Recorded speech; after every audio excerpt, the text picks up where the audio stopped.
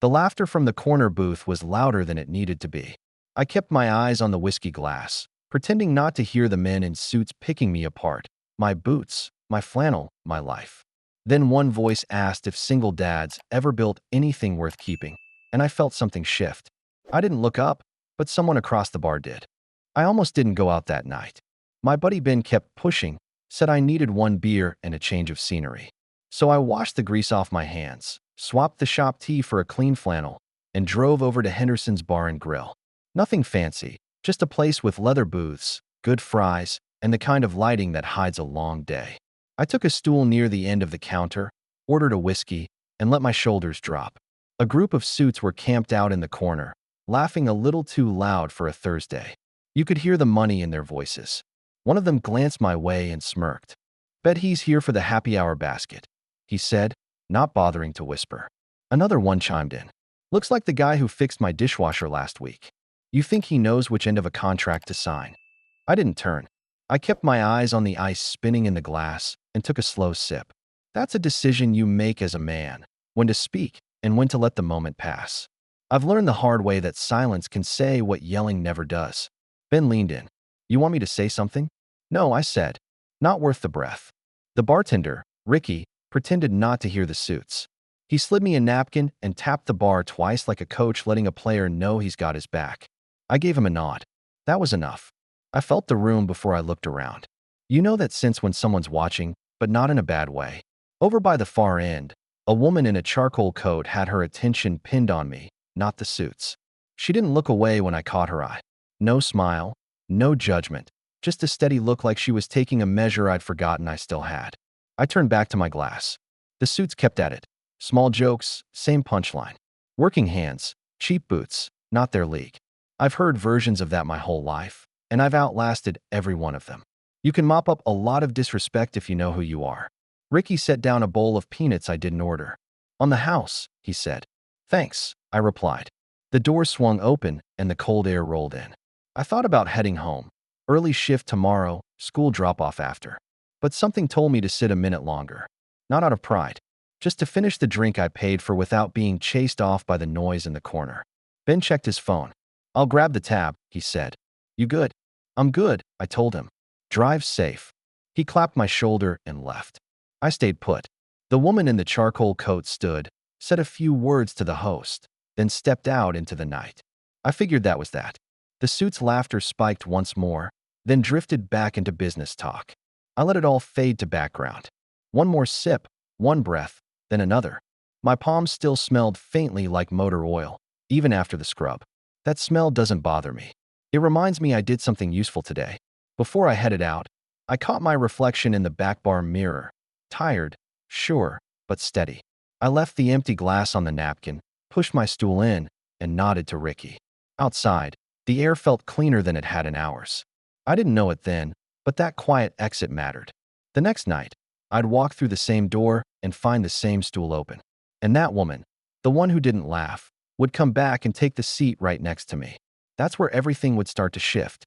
Not with a speech, not with a fight, just two people sitting side by side, talking like the world wasn't trying to score points. Mornings start the same for me, whether it's Monday or Sunday. My alarm clock's been missing the snooze button since I bought it, and I never saw a reason to replace it. At 5:30 a.m., it rattles across the nightstand like a loose bolt, and before the second buzz hits, I'm already sitting up, feet on the cold floor. Coffee comes first, black, no sugar, no cream. It's the one ritual that doesn't bend, no matter how rough the night before. The sound of the pot filling is the closest thing I've had to meditation since my wife left. After that, I pack lunch for Lily. She's 7 and believes grilled cheese sandwiches taste better when they're cut into triangles. I write her a little note every morning. Nothing fancy, just something like, "You got this, champ." She once stuck a unicorn sticker next to my handwriting. The ink's faded, but I can't bring myself to toss that lunchbox. By 6:30, she's up, hair wild, still half asleep but smiling. We talk about the day, her teacher, the spelling test, which stuffed animal gets the front seat on the ride to school. I drop her off right at the front gate. Wait until she turns and waves, and then I head to the shop. Turner Auto isn't much to look at. One bay door sticks when it rains, and the waiting room smells like a mix of coffee, rubber, and old magazines. But it's mine. Every tool, every grease stain on the floor, every late-night fix that got a family back on the road. There's pride in that kind of work. It's not loud, but it lasts. I wasn't always a mechanic. Years back, I was studying architecture.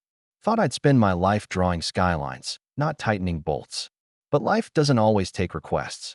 After Lily was born and things started falling apart with her mom, I traded drafting tables for wrenches.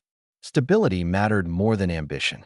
There's something honest about fixing what's broken instead of just imagining what could be built. Most nights, after Lily's asleep, I sit at the kitchen table with a stack of bills, a mug of reheated coffee, and a silence that used to feel heavier than it does now. The walls don't echo as much when you stop waiting for someone to fill them. People don't always see men like me. To most, I'm just a guy in work boots, grease under the nails, flannel on his back. They don't see the blueprints folded away in an old drawer or the bedtime stories told by flashlight when the power bill got paid a day late. They see single dad and stop reading the rest of the sentence. But I've made peace with it. Every day that Lily wakes up safe, every time I fix a car that keeps another dad from being late to a recital, that's enough. It's not glamour, it's grounding. That's the world I carried into Henderson's bar that night. The world behind the quiet man the suits thought they had all figured out. They saw oil and calluses. They missed the architecture of endurance underneath. And as I sat there nursing that drink while the laughter rolled from their booth, I had no idea that one of the people in that room, the woman who didn't laugh, was about to turn the page on everything I thought was predictable in my life. The next night, I almost stayed home. Fridays are usually for catching up on laundry, checking Lily's homework, and calling it an early night. But around 7, after I'd tucked her in at my sister's place for her sleepover, I found myself driving the same route back to Henderson's. No plan, just habit, maybe curiosity. The bar looked the same as before. Same low lights, same hum of conversation, same smell of whiskey and fryer oil that sticks to your jacket. I took the same stool, ordered the same drink. Routine felt safe. That's when I saw her, walking through the door like she didn't quite belong to the noise around her. Same woman from last night. Charcoal coat, confident stride, eyes that didn't waste time pretending. She didn't bring anyone with her, no friends, no coworkers. Just herself. She glanced around once, then walked straight toward me. I nodded as she sat down on the empty stool beside mine. "Didn't expect to see you here again," I said. She smiled faintly, like she wasn't sure whether to take that as a question or an observation. "I didn't either," she admitted. "But I figured I owed myself another look at a place where people actually talk instead of pitch." "Depends who you're sitting next to," I said, half a grin behind the glass. "I think I'm safe," she replied. We didn't talk about what she did for a living, and I didn't talk about what I fixed for a living. It started simple: coffee or tea, beach or mountains, city lights or country roads. Somewhere between small talk and something more honest. She told me she missed driving, said her schedule didn't leave room for detours anymore. I told her detours were where most of my stories came from. She laughed, quiet but genuine. The kind of laugh you don't fake. When the bartender passed by, she ordered a drink I'd never heard of, something that came with citrus and a fancy name. I raised an eyebrow. "That's supposed to taste good? Or is it just expensive?" "Both," she said, taking a sip. "Want to try?" "Only if it doesn't come with a membership fee." That made her laugh again, less guarded this time. We sat there a while, talking about nothing important, but somehow everything that mattered. She asked about Lily, how long I'd been at the shop, if I ever missed what I studied before. I told her a little, enough to give her a picture, not a resume. She listened like she wasn't waiting to talk. At one point, she looked around the room, then back at me. "They were hard on you last night," she said. "Those guys in the corner." I shrugged. "They don't know me, and I don't owe them an explanation." "That kind of calm," she said, "people notice it when they've lost it." Guess that's one way to put it. For a long minute, neither of us spoke. Just the quiet rhythm of glasses being set down and the hum of a song that was too soft to recognize. Then she checked her phone, slipped it back into her purse, and said, "I should go." "Busy life?" I asked. "Always," she said, with a sigh that didn't sound like pride. I nodded. "You'll be back." She hesitated at the door, then turned with a small smile. "Maybe." When she left, the bar felt different. Not quieter, not louder, just aware. like something had been set in motion that didn't need permission to keep rolling. I sat there another 10 minutes, finished my drink, and headed home. On the drive, I thought about the way she'd said maybe, not as an excuse, but as a promise she wasn't ready to admit yet. And for the first time in a long time, the road didn't feel so long on the way home. 2 weeks later, I found myself back at Henderson's again. Thursday this time. Same bar, same stool, same drink. I wasn't waiting for anyone, at least that's what I told myself. But when the door opened and she walked in, alone again, I knew that wasn't quite true. She spotted me right away and smiled. Just a small, knowing smile that said she was glad I hadn't changed seats. She shrugged off her coat and took the stool beside me like it was reserved. Long week? I asked. Long month, she said, exhaling. But at least it's ending in the right place. I didn't press. We talked like we'd been doing this for years. Simple, easy, steady. Then halfway through her drink, the noise behind us changed. A familiar voice, sharp and polished, carried across the room. Claire Winslow, someone called out. She turned slightly, her jaw tightening. Great, she murmured. A tall guy in a tailored gray suit walked over from the back booth, mid-40s, tan from golf courses and boardroom lights. He smiled the kind of smile men wear when they think the room belongs to them. Didn't expect to see you here again, he said smoothly. I thought this place was beneath your pay grade. Just needed a quiet night, Claire replied, calm but clipped. He gave a pointed glance in my direction. And this must be your new investment? I didn't look up. Just a guy trying to enjoy his drink. He chuckled. A mechanic, right? I remember hearing something about that. You change oil, fix brakes, that kind of thing. That kind of thing, I said evenly. He leaned on the counter, grinning at Claire. You've got an eye for charity cases. Claire's expression hardened, but before she could speak, I set my glass down and turned to face him. You ever lose a client at 2 in the morning because their brakes failed on the highway? I asked quietly. He blinked. Can't say I have. I have, I said. And I had to look their kid in the eye the next day and explain why it happened. That kind of thing doesn't come with a corner office, but it'll teach you more about responsibility than 1,000 business seminars. The air shifted. The laughter from his table died down. Claire watched me, not with pity, but with something else, recognition. He scoffed lightly, trying to keep the upper hand. You've got grit, I'll give you that. But let's be honest, we're playing in different leagues. Maybe, I said, but it's the same game. You try not to drop the ball when someone's counting on you. For a second, the man just stared at me, mouth half open like he wanted to say something but couldn't find the words. Finally, he muttered something about needing to get back to his team and walked off. Claire exhaled slowly. You didn't have to do that, she said. I didn't do it for you, I replied.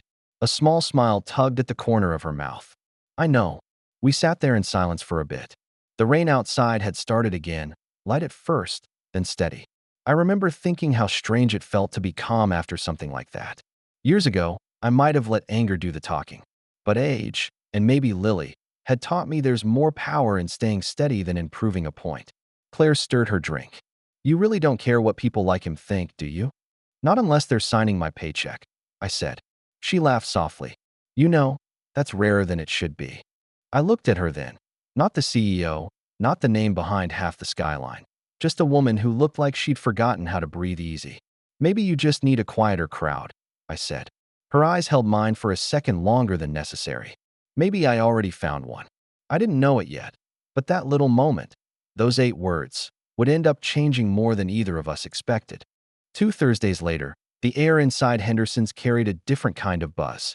The place was packed, voices sharper, laughter louder. I didn't recognize most of the crowd, but I could tell they weren't there for the drinks. They were celebrating something bigger. When Claire walked in, I figured it out. Her firm had just closed a massive deal, something about a redevelopment project downtown. She looked every inch the CEO again, sleek dress, hair pinned back, posture straight as steel. But when her eyes found me sitting at the bar, her whole face softened. Didn't expect you to show up tonight, I said as she took the stool beside me. Neither did I, she said, smiling. Guess I needed a break from victory speeches. I was about to answer when a voice I'd hoped not to hear again cut through the noise. Nathan Kelton. Same gray suit, same smug confidence. He spotted Claire instantly and made his way over, glass in hand, grin wide and performative. Well, if it isn't the queen of the quarter, he said. and her favorite philosopher in flannel. Claire's expression didn't change. Evening, Nathan. He ignored her tone, turning his smirk toward me. So, Jack, tell me, has she offered you a position yet? Maybe head of lug nuts and tire rotation. The table behind him chuckled, but I didn't bite. I just turned my glass slowly, watching the ice melt. Not yet, I said, but I'm sure I could teach your crew a thing or two about tightening loose parts. That got a quick laugh out of the bartender. Nathan didn't appreciate it. Since you're so sharp, he said, maybe you can give us your expert opinion on the Monroe project. We're tearing down the warehouse district off 8th Street. Biggest deal of the quarter. I nodded. That area's zone mixed use, isn't it? Sure, he said, waving dismissively. So you're about to stack condos and retail in the same space without widening access lanes? You'll choke traffic before the paint dries. And if you're not doing soil remediation, you're wasting your investors' money. That ground floods every spring. I used to work 2 blocks from there. Nathan's grin faltered. You seem confident for someone who works with wrenches. I'm confident because I pay attention, I said. 3 feet of bad soil doesn't care what your degree says. The noise around us quieted. Even the bartender stopped wiping glasses. Claire was already pulling out her phone. A minute later, she looked up, her voice steady. He's right, she said. The city posted flood warnings and soil mitigation updates last fall. You missed it. Nathan's face flushed. We had engineers review that site. Not carefully enough, she replied. You just wanted the headline. The room was still. For once, he had nothing to say. Claire turned to me, eyes focused. How did you know all that? I shrugged. I still read city plans sometimes. Used to design buildings before I picked up a wrench. You're telling me you went from blueprints to brake pads? Nathan asked, incredulous. I looked him dead in the eye. No, I went from drawing foundations to fixing them. Claire's voice softened. Jack, would you consider consulting on this project? We could use someone who sees what others don't. The whole bar seemed to be listening. I didn't rush my answer. I just took another sip and said, if it means making sure you build something that lasts, yeah, I'd do it. Nathan opened his mouth like he wanted to argue, then thought better of it. He turned, muttered something under his breath, and walked away. When he was gone, Claire stayed quiet for a long time. Then she said softly, you just saved us millions. I smiled faintly. Guess that's more than a decent tip. She laughed then, really laughed, and the tension broke. The suits at the back whispered, and I could feel the shift in the room. They weren't looking at me like a novelty anymore. They were looking at me like a man who knew something they didn't. That night, when I stepped out into the cool air, I didn't feel triumphant. I just felt steady. Same boots, same calloused hands, same quiet life waiting for me back home. But for the first time, the world had stopped mistaking silence for weakness. The following Thursday, I showed up a little later than usual.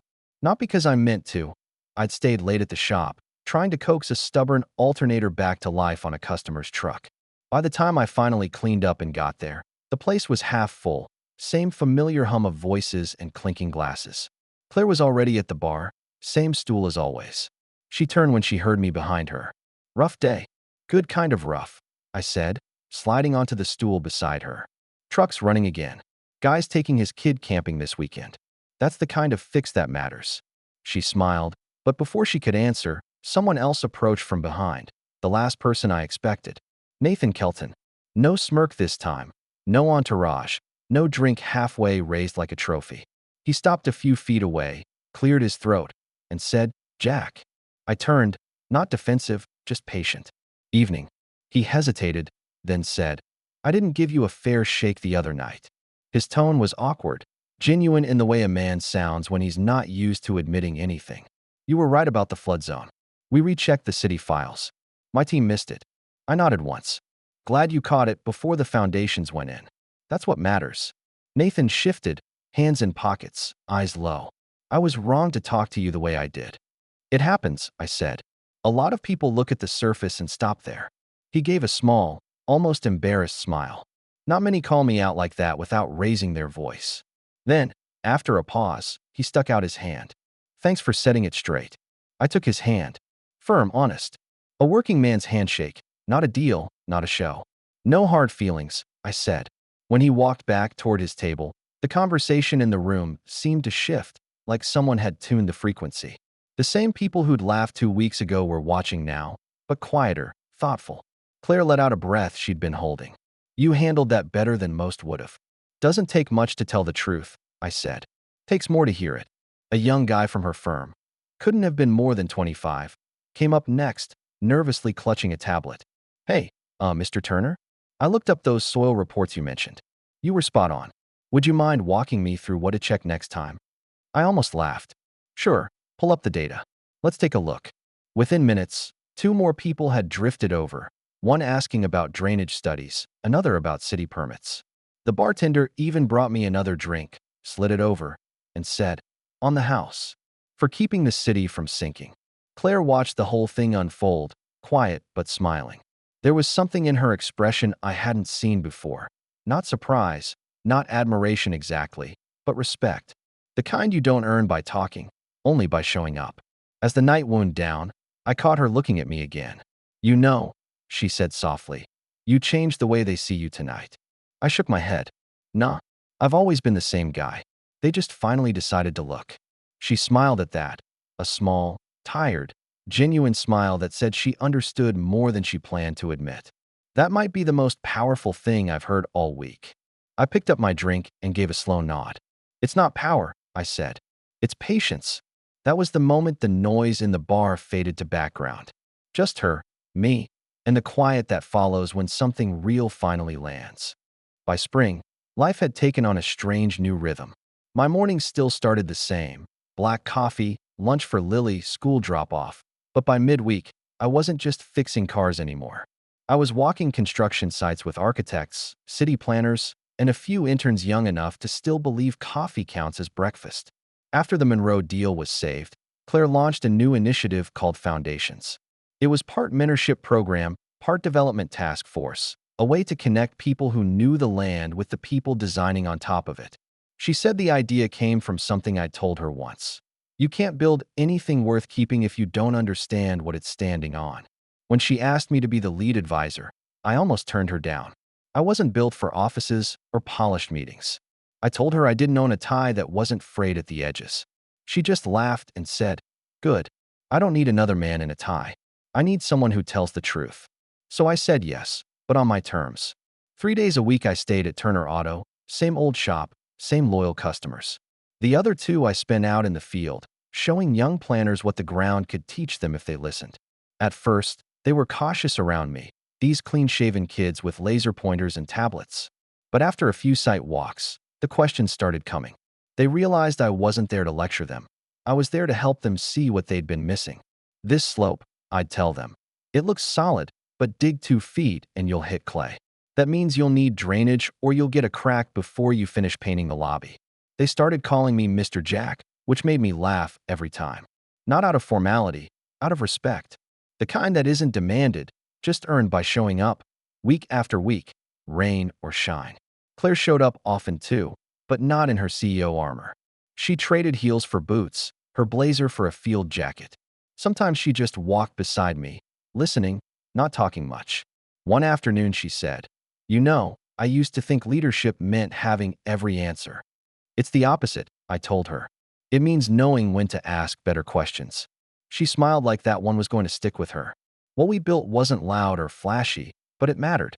The city started noticing the difference. Projects designed with care, not ego. Developments built to last instead of impress. Engineers began consulting local mechanics and builders before breaking ground.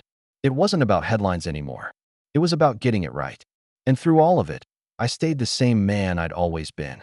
Still fixed transmissions, still packed grilled cheese triangles for Lily, still ended my weeks at Henderson's. But now, when people stopped me on the street or shook my hand at the bar, it wasn't to offer pity, it was to say thanks. Claire once joked that I'd become the blue-collar conscience of Winslow and Hart. I told her she could keep the title. All I ever wanted was to make sure the buildings stood straight, and the people behind them stood a little taller. By summer, Thursdays had become their own kind of tradition. I'd close up the shop a little early, wash the grease off my hands, and drive the same route to Henderson's. The sign still flickered on the O in bar and grill, and the same bartender, Tony, still gave a nod when I walked in. Some things don't need to change to stay meaningful. These days, when I pushed open that door, People looked up, not out of curiosity anymore, but recognition. A few lifted their glasses, one or two just smiled. Nathan always gave me a quiet way from the corner booth. No speeches, no show, just mutual respect between two men who'd learned a thing or two about humility. Claire was already there most nights, sitting at our usual spot with 2 drinks waiting. Whiskey for me, something citrusy for her. We didn't talk about business much anymore. Sometimes we talked about Lily and how she'd just started learning piano. Sometimes we didn't talk at all. Just sat there, comfortable in the quiet that used to make both of us restless. It's funny how the same place can hold 2 completely different meanings. The first night I walked into that bar, I was a punchline in the background of someone else's story. Now it felt like I belonged, not because I changed, but because I stopped needing anyone's permission to exist as I was. One Thursday, Tony leaned over the bar and said, "Funny thing, Jack. You haven't changed a bit, but the way people look at you sure has." I smiled. That's on them. Took me a while to learn you don't have to shout to be heard. Claire lifted her glass at that. To showing up, she said. I clinked mine against hers. To building something that lasts. We sat for a while after that, no rush to leave. The lights were soft, the air smelled faintly of rain from outside, and the hum of conversation wrapped around the room like an old song you didn't mind hearing again. Later, as she stood to go, she touched my shoulder lightly. Same time next week? Wouldn't miss it, I said. When she walked out, I stayed a bit longer, watching the reflection of the bar lights ripple through my glass. It reminded me of blueprints I once sketched years ago, lines and curves that never made it to steel or stone. Back then, I thought building meant walls and beams. Now I knew better. These days, I build quieter things. Trust, stability, a life that doesn't need applause to feel solid. When I got home that night, Lily was already asleep, her little hand resting on the open pages of a picture book. I tucked the blanket around her, turned off the lamp, and stood there a moment, listening to her steady breathing. That sound, it's what everything I've done comes back to. The engines, the blueprints, the lessons, the barroom moments, all of it led here. If you'd told me months ago that a man in a flannel could sit beside a CEO and change the way she saw the world, I would have laughed. But maybe that's the whole point. Strength doesn't always need to announce itself. Sometimes it just keeps showing up, day after day, quiet, steady, and unshakable.